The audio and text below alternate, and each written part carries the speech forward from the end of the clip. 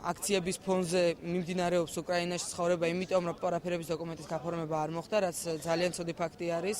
ანუ პრაქტიკულად უკრაინამ და უკრაინელი ხალხის აზრითვე მათ უარი თქვეს ევროპულ განვითარების გზაზე, რაც მე ვფიქრობ, რომ ძალიან დიდი უკან დახეული ნაბიჯია. იმედი გვაქვს, რომ მთავრობას არ გადადგამს არასწორ ნაბიჯს, მაგრამ მაინც ყოველი შემთხვევისთვის რომ იცოდნენ თუ რა ინტერესები გვაქვს, რა მიმართულება გვაქვს და რა პრიორიტეტებით ხელმძღვანელობთ. ჩვენი აქცია იმიტომ გახდა საჭირო, რომ უკრაინელ ხალხს უცხადებთ სოლიდარობას, უდგევართ გვერდში, იმიტომ რომ უკრაინა როგორც საქართველოს უნდა იყოს ევროპის ნაწილი, აუცილებლად და უნდა ავაშენოთ ერთად ევროპული სახელმწიფოები.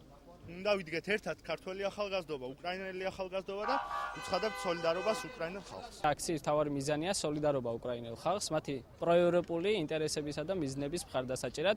ჩვენ ვფიქრობთ, რომ ახალგაზრდული ძალით, ახალგაზრდული შემართებით უკრაინას შეუძლია, რომ თავის სიტყვა თქვას, რომ ის ნამდვილად ევროპის ერთ-ერთი ქვეყანა. კითხვა, რომელიც ისმის, ვინ იქნება შემდეგი, ძალიან მარტივად შეიძლება ვთქვათ, რომ შეიძლება საქართველოს იყოს, იმიტომ რომ რუსეთს აქვს რაღაც კონკრეტული ბერკეტები, რომელიც შეუძლია უკრაინის მსგავსად საქართველოსაც გამოიყენოს.